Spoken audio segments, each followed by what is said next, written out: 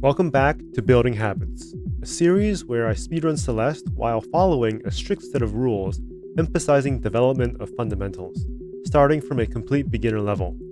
Previously at level 3, we learned about extension and transition timing, the use of leniency mechanics to expand movement options, and the use of normalization to improve consistency.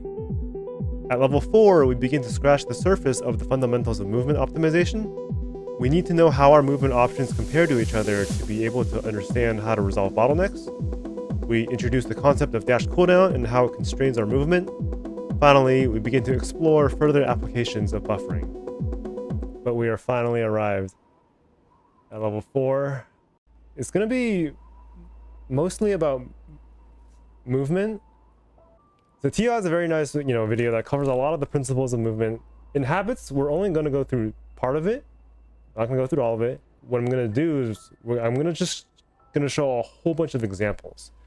And hopefully the examples you can learn, hopefully they're instructive, right? What I'm going to show, some of them are easy, some of them are hard, but hopefully everything that I show is going to be instructive and teach you something about the game. So what are the rules we have here? So level 4 rules starts with speed hierarchy.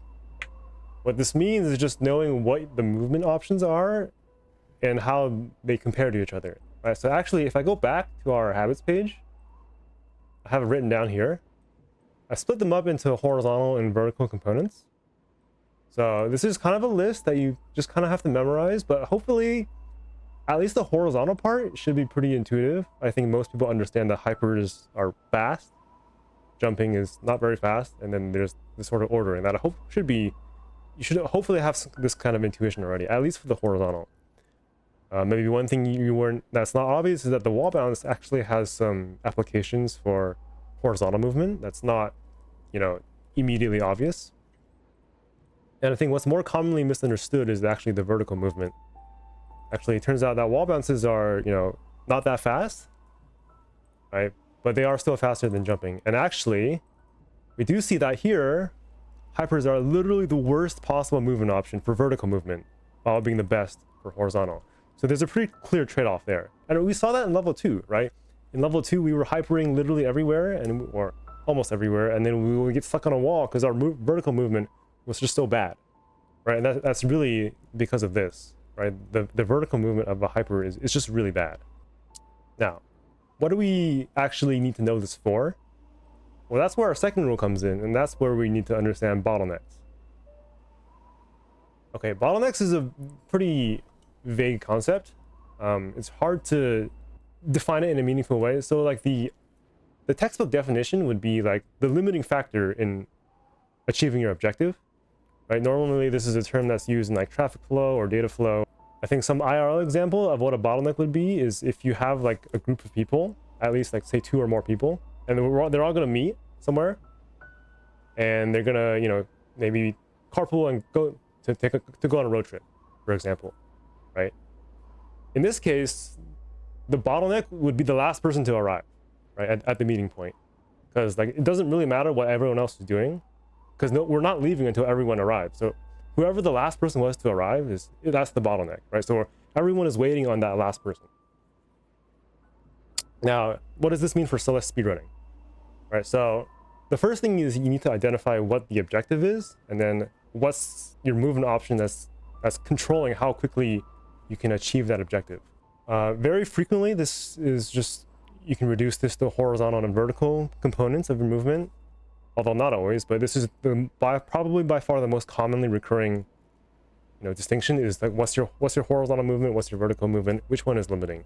That's probably the easiest way and the most common way to think about these things. I'm just going to give a really basic example. We're actually going to go to Prologue. I haven't talked about Prologue at all, basically, in all of habits. I think this is a nice room because, there's no dashing, so we don't have to worry about that component. So what's the objective in Prologue, right? In Prologue, we need to go all the way to the right, or I guess in my camera, all the way to the right. And for this section, in order to go to the right, I got to clear the wall, right? And in order to clear the wall, I need to get to the top of the wall. So what's the best way to get to the top, right? And basically the idea is that you want to jump as soon as possible so you can start gaining the height to get up here. Right, so the idea is that it matters where on this platform you're jumping from.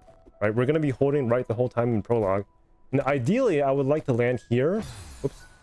I would like to land here so I can start jumping as soon as possible, right? And then I can start gaining height. Right, so it's just this kind of attention to this sort of granular level of detail. It matters where I'm jumping from. Now when I go to this one, if I just start jumping as soon as I can, I actually start falling again. Right, so now I'm sort of jumping too early, and I actually lose the height that I could have gained. So now there's an optimization point, right? If I jump too early, I sort of undershoot, if you will, and I don't get the height, or I sort of waste some of the height that I could have gained. So in this case, right, in the first case, we wanted to jump as soon as possible, while, you know, being reasonably close. In this case, if you jump too early, you start to lose your height. So in this case, you actually want to jump almost as late as possible, basically right around the edge here. Right, so that way when you reach the wall, you reach the wall at the peak height of your jump. So it's sort of like perfect resource allocation. So here we jump as early as possible, that's just how the geometry works out. Here we jump as late as possible, almost, because that's how the geometry works out. And then for this last part, it's sort of like Goldilocks, just like somewhere in the middle, right? You just have to know what the geometry of the room is. Right? It's approximately the middle of the platform, because any earlier, you start to lose height. Any later, and you should have jumped earlier, just because you would reach the wall before reaching max height. And in the middle, that's right, you know, in the middle. And so you want to reach the wall at the peak height of your jump, because that's when you reach the wall at the best possible time. I'm not gonna lie, it's not easy to fully grasp all of this at first, but this is how the optimization works, right? Like, you're trying to understand what your objective is. So here my objective is to get over the wall, right? And then I want to construct my movement such that I reach the top of the wall as soon as possible, and within whatever movement options I have. You know, the moment I land on this platform, my bottleneck is vertical. I just need to go up, right? So I want to resolve that vertical bottleneck as soon as possible. So that's why I want to jump as soon as possible. When I'm here, my bottleneck is horizontal because I still need to go more to the right, and then it switches to vertical, right? I call this a crossover point. It's going to switch to vertical the moment I get to the end of the wall, and then that's when I want to jump. And the same idea at the end, like your bottleneck starts to be horizontal, and then it switches to vertical. Right, so at some point there's that switch point. It's like, okay, when the bottleneck switches, I need to change what movement options I'm doing. And how do you know what you should do when, like, which movement option, what your bottleneck is? I think the best way to learn this is just learning by examples. So we're just gonna go through a whole bunch of examples. Before that, I want to go through the rest of the rules here. So rule number 3 I have here is called DashCD. My understanding is that CD stands for cooldown. I've also heard it used as countdown. Essentially what this means is that your dashes can only happen so quickly. This has a lot of applications for, you know, speed control management. It enables a lot of setups. But also one thing we need to learn about is working around dash cooldown. So one common example is going to be buffering your dashes out of dash cooldown. Right? This is where the 4th rule comes in, actually, the buffering. So we technically introduced buffering at level 3. Right, and I just showed some, like, really of the most basic examples. So for example, in here, right, you buffer the jump on that wall near the spike. It's a very visually obvious buffer. It would otherwise be very difficult to do that jump if not for the fact that you can press your jump input earlier than you would be able to jump off of. Right, the other really common example I gave in level 3 was the transition buffer. This was super important. Right, but now we're going to start to crack a little bit of the iceberg that's buffering. Okay, example number 1. So from here, first thing, if we know our speed hierarchy, we should know that we want to, if we're trying to go up, right, we should use our fastest moving option for as long as possible so we can get the most distance out of it. So when we're going from this ice block to the next room, I don't want to see any jumps. Right, I don't want to see you jumping and then up dashing wall bouncing, because you can just dash and wall bounce. And that uses our fastest moving options to go up, right? So we have the vertical bottleneck in this case, is purely vertical. And we want to use the best movement options we have to resolve that bottleneck, right? So I don't want to see a jump. I don't want to see wall bounce and climb jump, right? I want to just the dash and the wall bounce. That's it. Okay, that's part one of this sequence. The second part is that you look at this room and you look at the next room and you say, oh, I want to go, I need to go over to the right, the top right.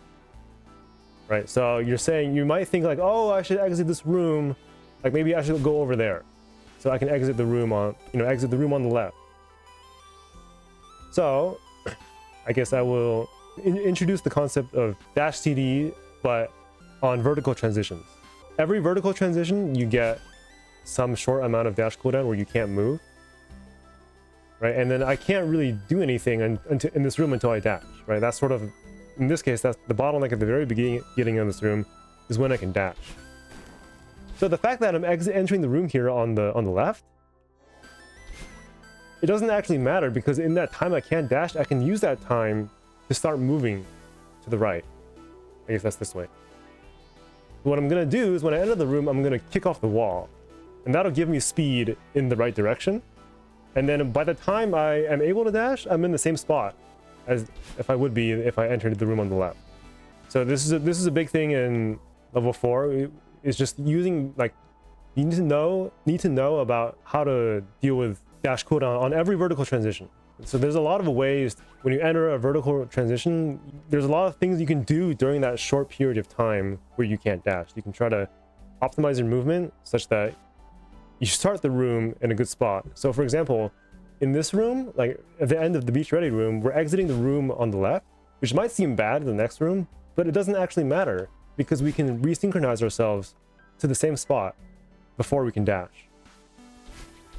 Right, so entering this room on the right side, it doesn't actually matter as long as we are in the same spot, or maybe even better by the time we're able to dash. So that's why at the start of this room, and this is I think crossing 6, I want to buffer that wall jump. I personally prefer to do neutral, but you can do a wall kick is also fine. And if you've been following level 3, hopefully the transition timing should be a piece of cake now. All right, that's part 2 of this room. Now, I'm not going to talk too much about landings. Just get on the crumble block using your whatever you feel comfortable with. But once you're on the crumble block, right, this is a common example where we kind of saw in level 2, right? Where the fastest option here is to do a super to get that vertical speed, because if you do a hyper, you don't get enough vertical speed, and you can either get stuck here, or either way you have to do some kind of jump, and it's just going to end up being slower, right? If I do a hyper, I'm going to have to do an extra jump by the time I get to the wall, whereas if I do a super, I can just dash and immediately land on the floor.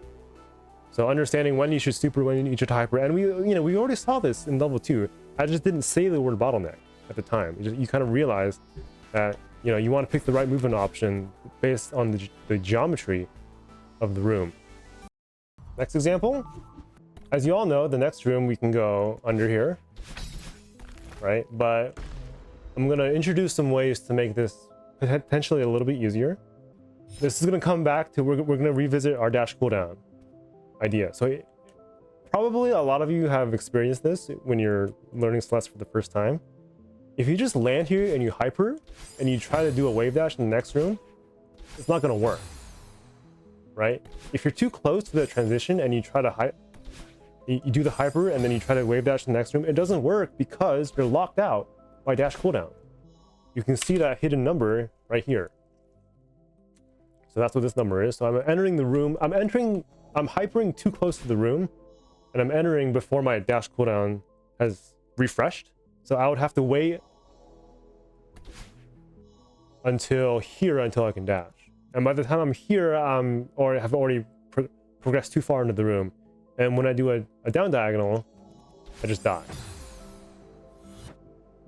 So at level 3, what you saw me do I would just do a regular dash, right? And then I would do the hyper. But what we can do instead is I'm gonna do the extended hyper, right? So I'm gonna extend the hyper, not because I need my dash back, right? I'm getting my dash back no matter what because I'm crossing the room. I'm gonna extend the hyper because I want to stall out that dash cooldown. So I'm gonna go a little bit slower in this room compared to the extended hyper. The instant hyper. I'm gonna slow down a little bit in this room so I can go even faster in the next room. All right, so I'm manipulating my dash cooldown. So I'm entering this room with no dash cooldown, and also because I'm extending the hyper, I'm traveling some distance.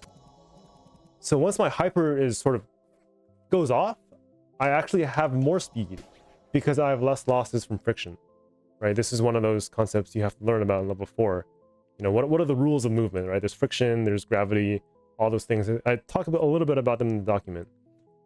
But so now I'm entering this room with more speed, no dash cooldown, and when I do the downright, I can get even more speed, right? So basically I can get more coyote distance, and then making my way under the gap is a lot easier, right? Now, is it necessary? No, you can just do the regular dash. You don't need that much coyote. But it's just a little bit harder, and I think this, if you understand what you should be looking for here, is you can, you know, do the extended hyper, and then it becomes a lot easier to get the distance you need to make it through the gap, right? So is it technically faster? Not necessarily. A lot more of the optimization in this room comes more from your landings than from actually getting through the gap. But in terms of consistency, I think this way, it can be a lot easier to make it through the gap. You may have seen this strat where it starts here, right? So you do the hyper and you grab this tiny piece of corner, and then you do the upright demo. Now, if you try to do this strat in like separate pieces, what you'll find is that it might it might be hard to extend this hyper. What you'll find, right? And why is that? Because I don't have enough space? Well, clearly I can get it sometimes. So basically what's going on here is that ideally you want to, this is one of the rooms where it's essentially required, almost, not technically, but almost essentially required to buffer the extended hyper. Now, what does that even mean, right? Why don't you just, like why would that be hard? Right, so what happens is that, you know, we learn to extend a hyper based off muscle memory, right? There's a certain spacing between our dash and our jump. When you need to buffer the extended hyper, it means you're pressing your dash button before the dash actually comes out. So now there's like this extra padding, variable padding, that you're not exactly sure when the dash actually comes out because you're pressing the dash button early. Right, so I think this is one of the first rooms where it's like, okay, yeah, I basically have to buffer this extended hyper to get the dash refresh in this room. Right, and then the thing is, this concept, you know, buffering your movement is something that you can apply everywhere, but I think this is a very nice example of like, this is showing like, hey, this is like, you actually have to do it here, and if you're not doing it correctly, you're probably not going to get the strat correctly. So it's a very obvious visual indicator of, you know, what does it feel like to buffer the extended hyper, right? You got to press the dash early before you even land, and then you got to add a little bit of padding on the timing, right? I think empirically what most people do is they just jump a little bit later, right? It's kind of hard to give a precise advice because it's inherently variable. But empirically, you just try to jump a little bit later, and usually it works out usually. But it's quite difficult, right? And even though you can apply this concept everywhere, this is one of like the end games, I would say, of Celeste movement is, you know, really being able to have full mastery of the buffer mechanic. And, you know, even for me, I struggle with this a lot, and I don't do it everywhere on purpose because I think it's really hard. So that's all I want to say in this room is the idea of buffering movement and how that can mess with what you've already maybe learned at level 3. So we talked about buffering, buffer this, buffer that, yada yada yada. sometimes we don't want to buffer. Shocker.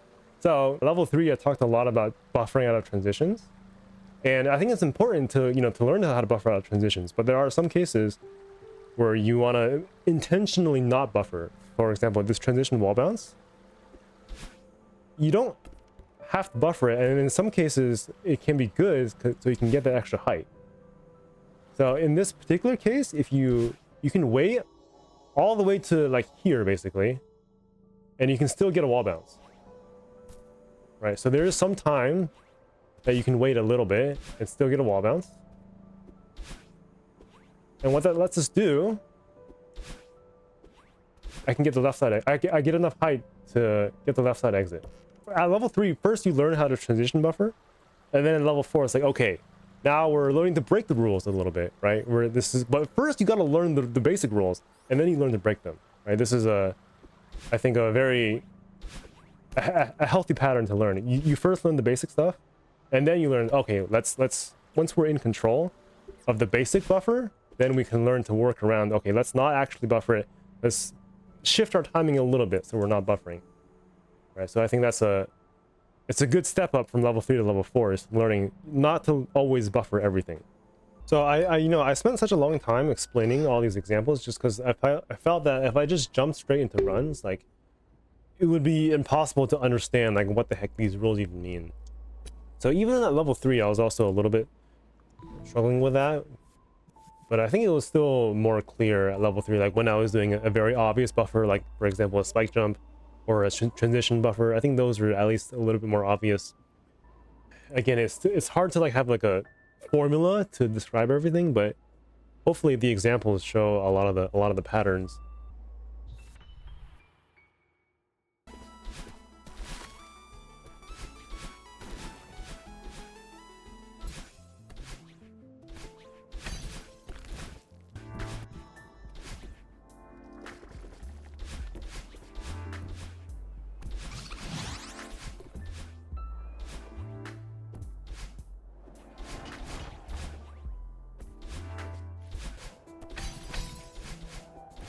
Oops.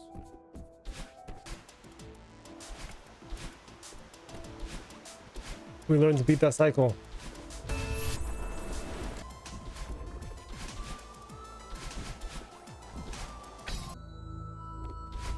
No. Okay, it's fine.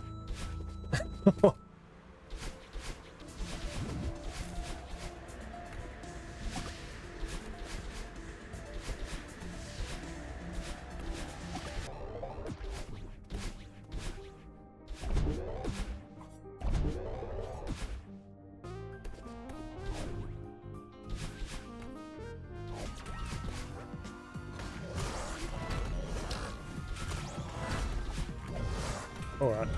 Oh god. Red dot.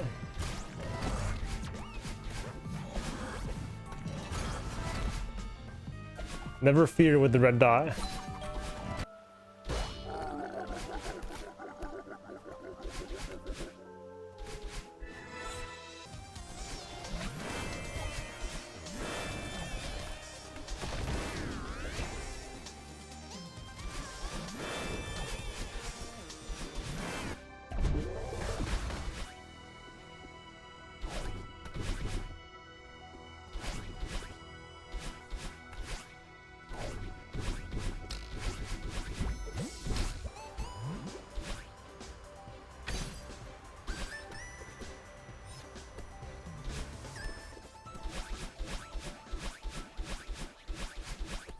Nah, not the flag one.